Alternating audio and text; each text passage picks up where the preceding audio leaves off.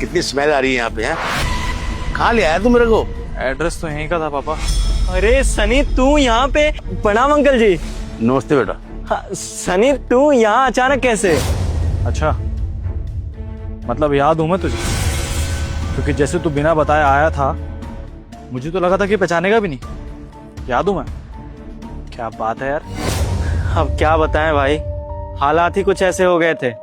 तू तो शहर चला गया था पढ़ने के लिए, लेकिन यहाँ गांव में पिताजी चल बसे हमारे, और उनके जाने के बाद हमारे सर पे बहुत कर्जा हो गया था, और हम कोई ढंग की नौकरी भी नहीं कर रहे थे। इसलिए कर्जा चुकाने के लिए वो गांव की जमीन बेचनी पड़ी और घर भी बेचना पड़ा। अब पेट पालने के लिए यहाँ शहर में आ तो गए, लेकिन यहाँ पे भी आके कुछ ढंग के काम मिले नहीं, इसलिए यहाँ झुग्गी झोपड़ी में रह रहे हैं और अपना गुजारा कर रहे हैं। तू बता, तू आज यहाँ अचानक कैसे मिल गया?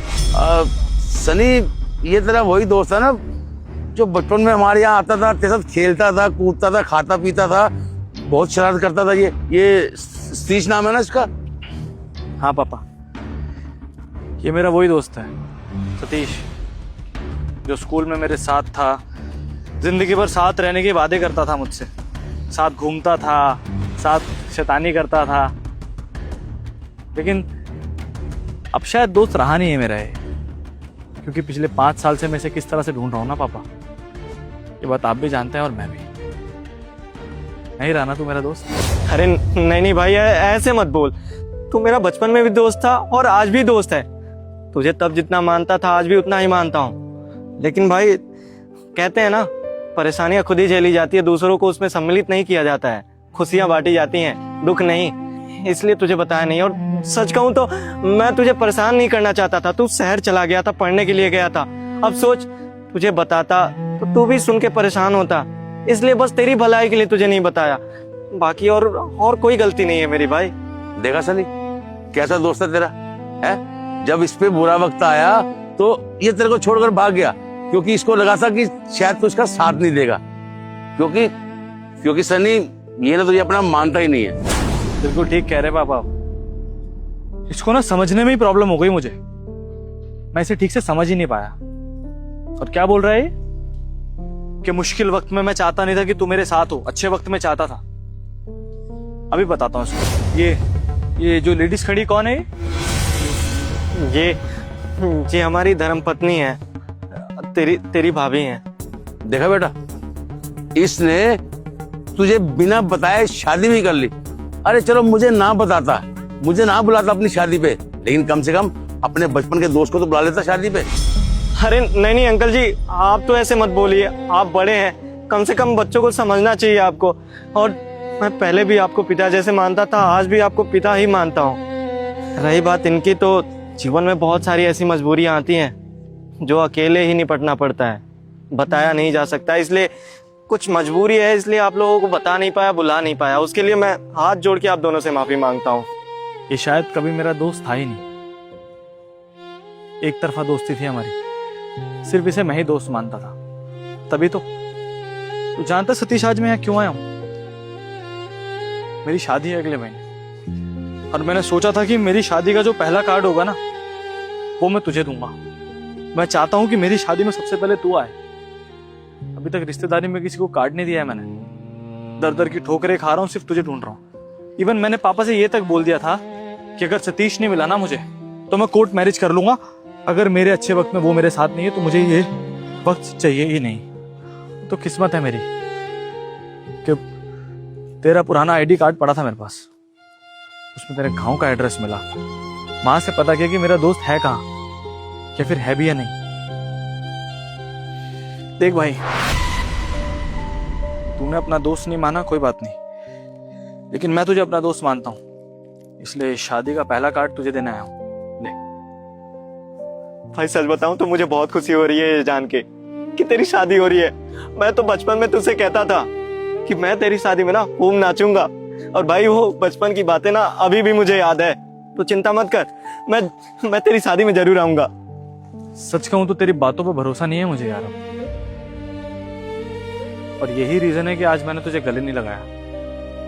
मैं तुझे गले लगाऊंगा और तुझे माफ भी कर दूंगा, लेकिन तभी जब तू मेरी शादी में आकर अपनी सारी जिम्मेदारियां संभालेगा। तुझे गले लगाऊंगा, वादा करता हूँ तुझसे। तू चिंता मत कर, अब तक जीवन में जितनी गलतियां करनी थी मुझे, मैंने कर ली है, लेकिन अब से कोई गलती नहीं करूंगा। और रही बात तेरी शादी की ना, तू 10 दिन कह रहा है, मैं 15 दिन पहले आऊंगा तेरी शादी में। देखते हैं, तुझ पर यकीन करना थोड़ा सा मुश्किल है अभी मेरे लिए, बाकी सब ऊपर वाले पे छोड़ दिया मैंने। इंतजार रहेगा तेरा। चलिए पापा। चल बेटा। अब सुनिए, देखिए हम आपको सच बताते हैं, आप अपने दोस्त से नाराज होके मत जाइए। कुछ मजबूरियां थी जिसके चलते इन्होंने हमसे शादी कर ली और आप लोगों को बुलाया नहीं। हमें बताने दीजिए, वो हमारे पिताजी की तबीयत बहुत खराब थी, अस्पताल में थे वो, और उनकी आखिरी ख्वाहिश यही थी कि हम शादी कर लें। इन्होंने बहुत सेवा करी हमारे पिताजी की, तो उन्होंने बोला कि इनसे ही शादी कर लो, तो उनके कहने पे हमने शादी कर ली। शादी बहुत जल्दी हुई थी और शादी होते ही हमारे पिता गुजर गए, इसलिए ये ना बुला पाए ना जश्न मना पाए, इसलिए नहीं बुलाया। आपको बहुत अच्छा दोस्त मानते हैं, आप गलत मत समझिए उनको। तो मतलब गलती कहीं ना कहीं मेरे दोस्त की भी नहीं है, हालातों की है। देख सतीश, जो हुआ उसके लिए मैं तुझे माफ करने को तैयार हूं यार। कुछ चीजें हमारे हाथ में नहीं होती पापा, भगवान के हाथों में होती है, समय के हाथ में होती है। लेकिन तू चिंता मत कर,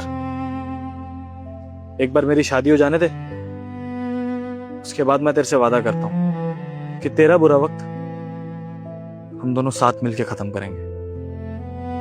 और हाँ, गले तो मैं तुझे अब भी नहीं लगाऊंगा, समझ गया ना? हाँ बेटा, मुझसे भी गलती होगी, मुझे माफ करना, क्योंकि तू मेरे बेटे के बचपन का दोस्त है, तो मेरे बेटे जैसा भी है, और शादी भी आओगे ना तो मुझे बहुत खुशी होगी। अरे नहीं नहीं अंकल जी, बड़े तो होते हैं माफ करने के लिए, माफी मांगने के लिए नहीं। मुझे माफ कर दीजिए, मैंने बहुत गलती करी है। ठीक है बेटा, चल बेटा। नमस्ते। सुनिए, माफ कर दीजिए, हमें पता है आप नहीं बताना चाहते थे, लेकिन इतने पुराने दोस्त हैं, आप कैसे नाराज होके जा रहे थे और आपको गलत समझ रहे थे, हमसे देखा नहीं गया इसलिए हमने बता दिया। अरे नहीं नहीं, आप माफी मत मांगिए, आपने जो किया अच्छा ही किया। शायद मैं हिम्मत नहीं कर पा रहा था बताने के लिए, आपने बता दिया, अच्छा ही किया। हम एक बात कहें, आपने ये न्योता क्यों ले लिया? उन्होंने कहा था ना कि अच्छे कपड़े पहन के आना, अब हम कैसे अच्छे कपड़े पहन के जाएंगे? अब आपके दोस्त की तो बेइज्जती हो जाएगी ना कि ऐसे दोस्त हैं। आप मना कर देते कि नहीं आएंगे, अरे इतना बड़ा फंक्शन है, हम कहाँ से कपड़े लाएंगे अच्छे? अरे नहीं नहीं, दोस्त है मेरा, बचपन का दोस्त है, और शादी का कार्ड दे रहा है, ऐसे मना कैसे करता? खैर सच बताऊं तो इस बात की चिंता हमको भी हो रही है कि उसके शादी में जाना भी जरूरी है और अच्छे कपड़े पहन के जाना जरूरी है। देखता हूँ, कुछ ना कुछ करूंगा। खैर ये सब छोड़ो, मेरे दोस्त की शादी है, मैं तुम्हारा मुंह मीठा कराता हूँ। ये सारे पैसे वो गलती से छोड़ गए होंगे, हम बुलाते हैं। अरे नहीं नहीं, मुझे सब समझ में आ रहा है, उसने गलती से पैसे नहीं रखे हैं। ये देखो, पूरा डब्बा खाली है, इसमें मिठाई नहीं है, इसमें उसने जानबूझ के पैसे रखे हैं। मैं अपने बचपन के दोस्त को बहुत अच्छे से जानता हूँ, वो मेरी मदद करना चाहता था, लेकिन बिना बताए। सच में दोस्ती तो उसने निभाई, मुझसे ही कहीं ना कहीं गलती हो गई। शायद इसी को सच्ची दोस्ती कहते हैं। उनको पता चला कि आप मुसीबत में हैं, तो इतने सारे पैसे देके चले गए कि आप उनकी शादी में शर्मिंदा ना हो। बहुत अच्छे दोस्त हैं आपके। अब हम जाएंगे उनकी शादी में अच्छे अच्छे कपड़े पहन के। बिल्कुल सही कहा तुमने। अब एक काम करो, इसको रखो, शादी की तैयारी करते हैं।